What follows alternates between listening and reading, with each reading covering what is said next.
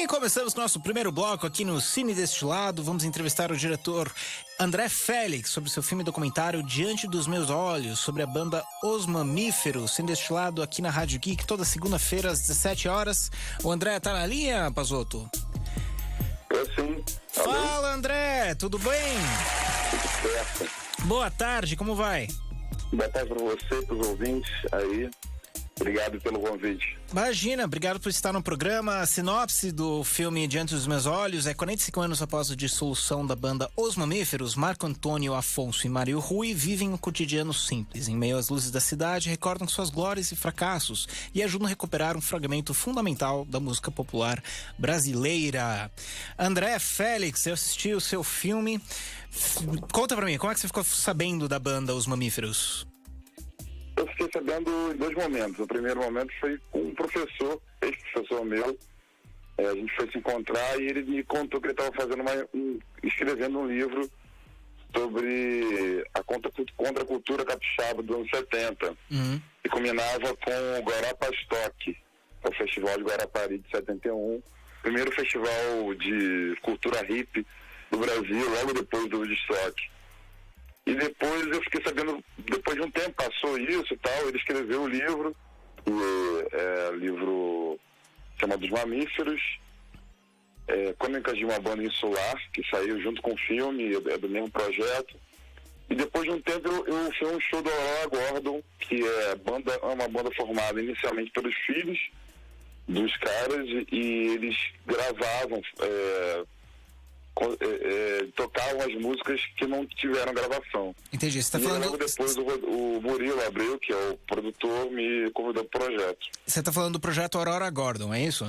Sim, aí dentro do projeto Aurora Gordon, o geral, né, o guarda-chuva, surgiu a ideia de um filme. E aí, a partir de então, eu entro e aí a história, enfim... Entendi, o projeto Aurora Gordon, ele justamente tenta resgatar esses movimentos da década de 60 e 70 capixabas, é isso? O Aurora Gordon, ele é inicialmente um projeto de música, né? Entendi. Porque esse pessoal, né, os mamíferos e todos os compositores que compunham junto com eles não tiveram, na época, a oportunidade de gravar essas músicas. Algumas tinham até se esquecido, assim, né? Não tinha tido um registro. Então a gente tinha registro de fitas, né? Ensaios de gravações caseiras, mas nunca houve a gravação de um disco. Entendi. Mas o que te levou a fazer um documentário, então, sobre esses integrantes, tantos anos depois da dissolução da banda, né? Ainda mais se eles estavam sem um disco gravado. Eu sou um pouco doido, eu acho que o motivo, assim, me interessava muito essa quase história, assim, aqui em Vitória muita gente conhece a história, mas pouca gente tinha ouvido qualquer coisa sobre os mamíferos. Então, para mim, isso funcionava antigamente como uma lenda urbana. E aí, por esse convite, eu comecei a pesquisar, em conjunto com uma galera, a gente começou a pesquisar, e para tentar confirmar algumas histórias, né? E tentar descobrir onde tinha imagens de filmes da época e onde tinha gravações pouco profissionais.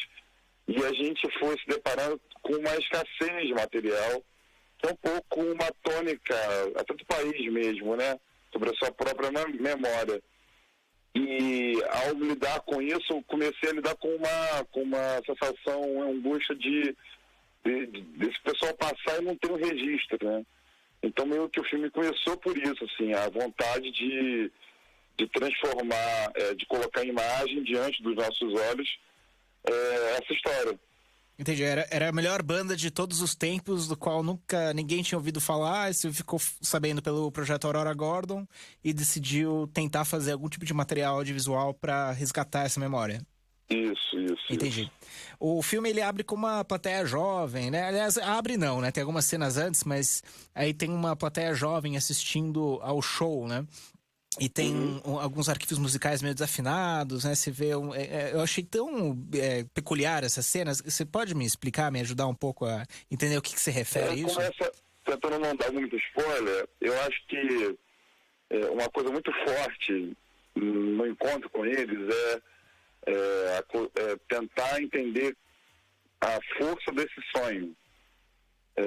O sonho de ser uma banda da música brasileira, de rock, mainstream, e eu acho que o filme tem esse duplo movimento do sonho que vira, em algum momento, pesadelo, né? Então, o tempo todo, nas interferências mais radicais do filme, elas têm esse duplo sentido, assim, o sonho de participar de uma coisa, no momento que você começa a participar, você começa a ver, experimentar o pesadelo de estar dentro dessa coisa, assim, sabe? Ou montou a banda e, de repente, no meio da banda, você vê que seus amigos mudaram, você não faz uma banda com amigos, e os amigos já começam a virar outra coisa, ou pela vaidade, ou pela vida e tudo. E tinha muito esse movimento, assim, de vamos atrás do sonho, mergulhamos no sonho, mas nós não conseguimos chegar onde nós queremos, e meio que esse sonho vira quase uma sina, né? Então, essa cena inicial que tem um público jovem vendo, é um pouco o público para o qual eu destinei o filme, né? Pessoas da minha geração, assim, eu queria que eles vissem essa história. E me interessava muito filmar um público vendo um show. E é por isso que eu começo, mas ao mesmo tempo essa história é um pouco uma história que conta de uma coisa que não se realizou completamente, um sonho que não se realizou completamente e acabou se tornando uma cena também. Entendi. Achei curioso você falou de spoiler, né? Porque a gente meio que já sabe, né? Se você não conhece os mamíferos, né? Uhum. O processo de documentário, o filme geralmente muda, né? Entre o conceito inicial e o corte final do filme, né? Você viu alguma diferença entre a sua proposta inicial do documentário em relação ao que você entregou? Olha, teve sim, assim, porque a gente tinha duas coisas que eram fundamentais. A gente achava, assim, existia uma promessa de que nos arquivos públicos nós teremos mais imagens deles, depoimentos e tudo mais. Enfim, nós fomos sacerdotes da Globo, sacerdote aqui da Gazeta, que é Globo local, enfim, internet, Deep Web, quase. Nós não achamos muita coisa. Então, o filme, depois de um tempo, a gente viu que não teríamos como fazer um filme com muitos arquivos. E o segundo objetivo da banda, na verdade, o objetivo meu, assim, do filme, era que a banda tocasse. Eles tocassem as músicas, né? Só que eles já são pessoas de bastante idade, eles já não lembravam de todos os arranjos. E a gente chegou a fazer um show com eles, mas o show não deu certo, assim. Entendi. E aí o filme foi tomando um outro caminho, né? Um caminho menos das execuções, das músicas, e mais tentar buscar essa banda que estava nos arquivos, nos ruídos das fitas de cassete, dos ensaios, das gravações caseiras, em contraposição com a vida deles cotidiana de hoje. Então, um pouco essa transformação que teve, na verdade, foi uma adaptação que a história foi ganhando. Entendi. E essa cena deles gravando e não conseguindo tocar, você não decidiu não colocar no documentário? Não, eu coloquei só o público. Ah, entendi. Ah, é aquela cena do começo, então. Esse público do começo é nessa cena. E aí eu decidi porque a gravação não ficou tão boa. E se fosse já uma banda muito famosa nos anos 60, 70, e a gente tivesse um show ruim, talvez até fizesse sentido. Mas lembrando que esse é o primeiro momento que eles se apresentar para o público, né? Um público maior. Uhum. Então, é um filme de apresentação. É quase como se fosse uma banda nova, mais velha. Entendi. Me lembra até o Spinal Tap, sabe? O documentário. Spinal Tap, sim. Referência primeira, assim, do Rob Reiner, né? Uhum. Tem um trecho, né, no filme bem experimental, né, que tem umas imagens bem diferentonas, assim, em cachoeira em green screen, o japonês na piscina de ondas, umas coisas diferentonas. Eu também fiquei meio perdido nessa cena porque não combinava com o resto do filme, né? Pelo menos pra mim, né? Eu não sei se eu perdi alguma coisa em relação ao que você estava tentando dizer com aquilo. Tem algum movimento artístico maior que você está usando pra contar essa história? Então, esse filme foi montado a primeira vez em 2015, né? Na verdade, essa cena, toda a sequência, eu montei por um ano. Só esse trecho que você destacou aí, as pessoas que vão ver o filme vão achar ele. E teve pelo menos uns 10 cortes, assim, né, desse trecho, com várias imagens diferentes, enfim. Foi a parte mais difícil de chegar a um consenso, assim. E mais difícil chegar a consenso com produção e tudo. Eu imaginava, assim, tenho 38 anos, sou de 81, então eu cresci vendo o MTV, né? E basicamente as imagens da MTV, ou as imagens de clipes de banda de rock, eles inauguraram para mim o cinema, né? O cinema experimental, até o cinema que não tem muita referência com um certo tipo de naturalismo, realismo. E essa interferência me pareceu uma forma de fazer um certo inventário das imagens, por um lado, né? Um inventário dessa disrupção, será que seria essa palavra? Dessa ruptura de modernidade que a música representou para mim. E, por outro lado, da segunda parte, pensar uma certa mini biografia, mini história do disco. E culminando com o momento em que o disco vira uma outra coisa, né? E o disco seria o objeto, talvez o objeto que falta a história da banda. Enfim, eu vou falar mais para não entregar mais esse momento, e cada pessoa também pode achar, pode ter uma interpretação, já tivemos várias, bem interessantes. É sempre legal isso, né? Quando a gente começa com uma interpretação e depois procura na mão do próprio diretor, do autor, né? Para entender um pouco melhor o que queria fazer com aquilo, né? Porque acaba sendo do público depois que você lança, né? Não é mais só o que você queria, é o que as pessoas entenderam também, sim, né? Sim. O que é... Uma tendência do cinema, uma tendência decifrativa, que me interessa muito, né? Tanto no cinema como nos clipes, né? Uma cultura que cada vez mais tem crescido, de você decifrar o que existe no filme, né? E as pessoas se apropriam das coisas hoje em dia, né? Sim, totalmente. Eu acho maravilhoso. O que é contracultura para você, André? Então, é muito difícil esse assunto, porque a contracultura, para mim, ela historicamente, ela se localiza ali na década de 60 e 70, né?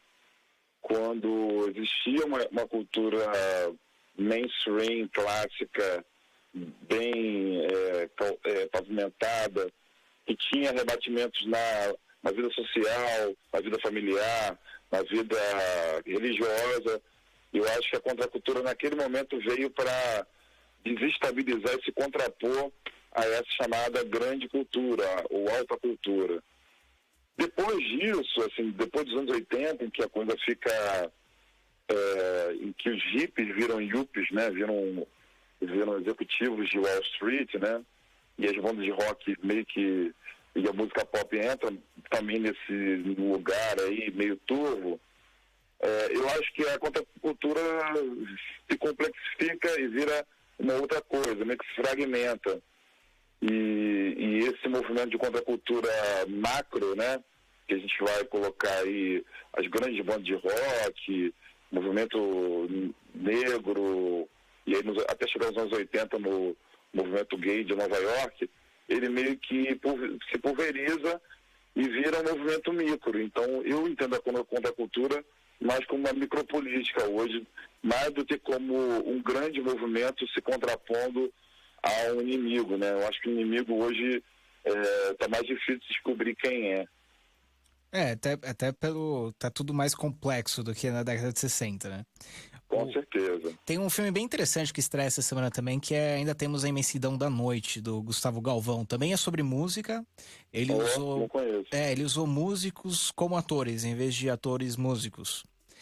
E também tem o tema de contracultura, só que é em Brasília o filme. É bem interessante também, dá uma olhada depois. Eu vou fazer a resenha dele mais tarde no programa. Muito bom, vou anotar aqui. Que conselhos você daria para um novo diretor querendo fazer seu primeiro longa, André? Olha, eu acho que a primeira conselho que eu dou é preciso aprender a ser lento. E se você não aprender a ser lento, você não consegue dirigir filme. O segundo é ser humilde. Tem um filme do Vincent Minnelli chamado Assim Estava Escrito, e essa é uma frase do meio do filme. Um diretor chega para um produtor e fala assim: você nunca vai ser um diretor se você não tem humildade. E humildade não de se fazer fraco, de se fazer menor do que o outro, mas é ter a capacidade de absorver e ouvir tudo. Leva tempo, por isso tem que ser lento, porque a descoberta não é uma descoberta técnica, é uma descoberta dentro do seu próprio espírito. E eu acho que o filme para aqueles que querem ser diretores, funciona um pouco assim, né? Ele tem um tempo muito específico, e acho que depois de tudo isso, você quiser continuar, depois de todos os desafios, se você quiser continuar, é porque você realmente tem que estar fazendo isso. Então, muita gente fala da coragem do diretor, eu acho que tem que ter mesmo, mas eu acho que a lentidão e a humildade são fundamentais, assim. Não é todo eu queria mundo... indicar um filme, se eu pudesse, chamado A Poem is a Naked Person, que é um filme do LeBlanc. É um filme sobre o rock dos anos 70, e é uma viagem que ele faz. Uma viagem com uma banda de rock. Talvez seja a maior influência que eu tenho tido na segunda parte da montagem, assim. É um filme que eu tenho visto de lá até aqui sempre, assim. É meio que cinema direto americano, que se tornou depois uma grande influência para esse filme, diante dos meus olhos. A Poem is a Naked Person, de 2015, né? Legal. Não, ele é de 78. 74? 74, isso. Tá. Então tem esses dois aqui. Aqui eu também tenho um do LeBlanc também de 2015. Aí eu não sei se fizeram uma revisitação. Não, esse é de 74. Legal. Bacana. E quais seus próximos projetos? O que você quer fazer agora? Então, eu tô assim, já escrevendo um roteiro de um filme chamado A Vigília, que é uma ficção de longa-metragem sobre um filme de invasão do domicílio dentro, que passa numa igreja, numa madrugada, uma igreja evangélica, batista, durante a greve de policiais aqui de Vitória. Então, um filme bem de gênero, de ação. E um filme de verão, que está até agora se chamando O Último Dia de Verão, que se passa nas férias de uma mina negra aqui no litoral de Vitória. Bacana. Olha, eu acabei de pesquisar aqui, o filme A Poem is a Naked Person foi lançado em 2015, mas ele é de 74, só foi lançado em 2015. Ah, maravilha. Então é por isso que a gente ficou com esses dois. Um grande filme. Mas é de 74 mesmo. Bacana. André, muito obrigado por ter participado do programa. Te desejo toda a sorte do mundo com o seu documentário. Eu te agradeço. Obrigado a vocês por dar essa oportunidade. E, enfim, vida longa ao programa. Diante dos Meus Olhos estreia dia 5 de dezembro. Território Nacional, André? Então, ele vai estrear no Rio, no IMS do Rio, em São Paulo, no IMS da Paulista, e em Porto Alegre e em Vitória. Bacana, muito obrigado. Até a próxima, André. Um abraço. Um abraço. Tchau, tchau. Falou, tchau, tchau. Esse foi o André Félix falando do seu filme Diante dos Meus Olhos, um documentário. Sai dia 5 de dezembro. E daqui a pouquinho eu vou falar da minha resenha do filme Ainda Temos a Imensidão da Noite, do Gustavo Galvão. Primeiro um rápido bloquinho aqui. Você está na Rádio Geek, Apaixonados por Cinema.